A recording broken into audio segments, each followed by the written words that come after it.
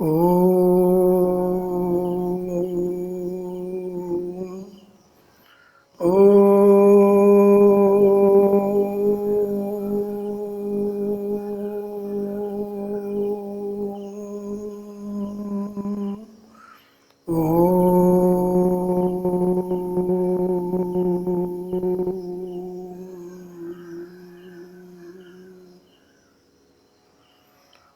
गुरुर्ब्रह्मा गुरुर्विष्णु गुरुदेव महेश्वर गुरुर्साक्षात् परब्रह्म तस्मै श्री गुरुवे नमः। अखंडमंडलाकारं व्याप्तं येन चराचरं तत्पदं दर्शितं येन तस्मै श्री गुरुवे नमः।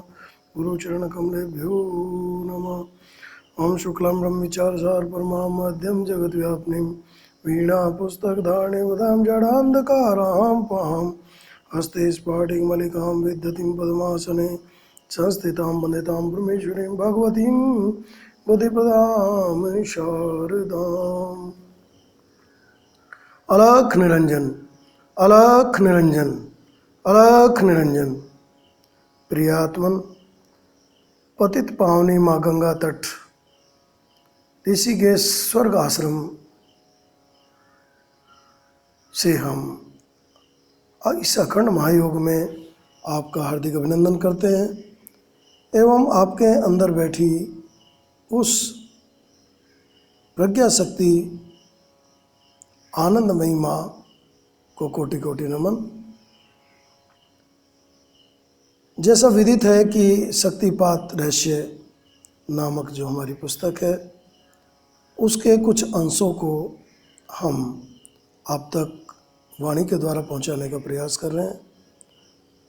सभी लोगों का आग्रह था कि गुरुजी कुछ लोग पढ़ नहीं पाते, इसलिए थोड़ा सा उन्हें वाणी के द्वारा दिया जाए, इसलिए हम लोग ये प्रयास कर रहे हैं। हमें उम्मीद ही नहीं, पूरा विश्वास है कि इससे साधक बहुत लाभ उठाएंगे, क्योंकि यह दिव्य मार्ग बताने का या बोलने का नहीं है, ये करने और कराने का है, प्रत्यक्ष में प्रमाण का है, स्वयं अनुभूति वाला दिव्य योग है। बहुत आनंद की बात है और बहुत भाग्यशाली हैं आप लोग जो इस विषय को आप सुन पा रहे हैं, क्योंकि गुरु गोरक्षनाथ बाबा का सीधा आदेश है, बछुआरे लोग भ्रमित हो गए। आडंबर और भ्रम ने इतना प्रसार कर लिया है कि वास्तविकता से हम लोग बहुत दूर चले गए। इसलिए इस रहस्यमयी ज्ञान को प्रकट करने का ये समय आया है। इसीलिए उन्होंने कहा कि लोकांतर में लोग भ्रमित बहुत हो गए हैं, उनके भ्रम को तोड़ने के लिए इसको प्रकट किया जाए ताकि वो अपने वास्तविक स्वरूप को जाने, अपने आप को पहचाने। आइए इस विषय में हम लोग आगे की परिचर्चा करते हैं। शरीर और नाड़ी विज्ञान। मनुष्य असंख्य नाड़ियों का एक सघन वन है।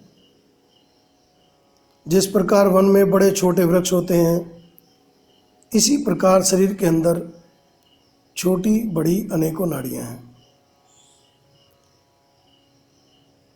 इनमें मुख्यतः 15 हैं, जिसमें सुषुम्ना, ईड़ा, पिंगला, गंधारी, हस्तजिह्वा, पूषा, शूरा, यशस्नी, कुहू, सरस्वती, वारुणी, अलम्बुसा, विश्वोदरी, शंखनी तथा चित्रा।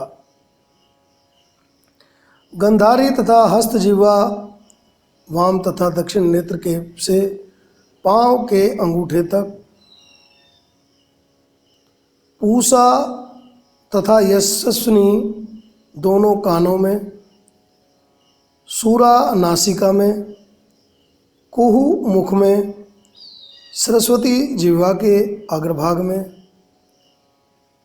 इनमें से भी योग की दृष्टि से सुषुम्ना, ईड़ा तथा पिंगला मुख्य मानी जाती हैं। ईड़ा को चंद्र नाड़ी तथा पिंगला को सूर्य नाड़ी कहा जाता है। सामान्यतः श्वास प्रश्वास का प्रवाह ईड़ा तथा पिंगला के द्वारा ही होता है। यदि ईड़ा तमोगुणी है तो पिंगला रजोगुणी है, क्योंकि चंद्र काल अर्थात रात्रि में मनुष्य तमोगुण रूपी गहरी निद्रा का आनंद लेता है तथा दिन के समय रजोगुणी से प्रभावित लोक व्यापार में संलग्न रहता है। योग की दृष्टि से सुषुम्ना सब नाड़ी में सर्वश्रेष्ठ अत्यंत सूक्ष्म है। वह इतनी सूक्ष्म है कि शल्य क्रिया से इसकी को नहीं देखा जा सकता, किंतु योगी जन ध्यान की अवस्था में इसमें रमण कर इस अंतर का ज्ञान प्राप्त करते हैं। यह नाड़ी मेरु के अंदर स्थित है तथा गुदा के समीप से ही प्रारंभ होकर सहस्रार तक चली गई है। गुदा के निकट स्थान से ही ईड़ा तथा पिंगला भी आरंभ होकर आज्ञा चक्र तक चली गई है। इस तरह यह तीनों नाड़ियाँ या तो गुदा स्थान पर मिलती हैं अथवा आज्ञा चक्र पर। गुदा स्थान पर इसका मिलन समीप्य मात्र है, किंतु आज्ञा चक्र पर यह संयुक्त हो जाती है, इसलिए आज्ञा चक्र को त्रिवेणी की संज्ञा दी जाती है। जो लोग हठयोग का आश्रय लेकर कुंडलिनी जागृति के लिए प्रयत्नशील होते हैं, वे प्राण वायु को गुदा स्थान पर स्थिर करके मंत्र शक्ति से अथवा ध्यान मात्र से प्राण वायु को धक्का लगाकर सुषुम्ना में प्रविष्ट करने का प्रयत्न करते हैं। यदि वह इसमें सफल हो जाते हैं तो इसी को कुंडलिनी की जागृति कहा जाता है। तब उनका भी स्वयं सिद्ध साधन प्रारंभ हो जाता है।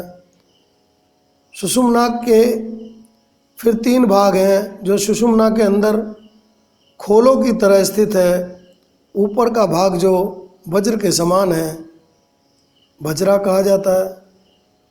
उसके मध्य में चित्र तथा चित्र के अंदर विरजा है, जिसे ब्रह्म नाड़ी भी कहा जाता है।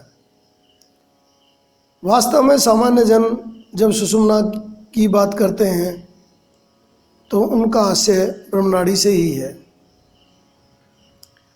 क्योंकि सुषुम्ना प्रवेश के 2 लक्षण बताए जाते हैं। वह ब्रह्म में प्राणवायु तथा कुंडली में प्रवेश करने पर ही प्रकट होते हैं।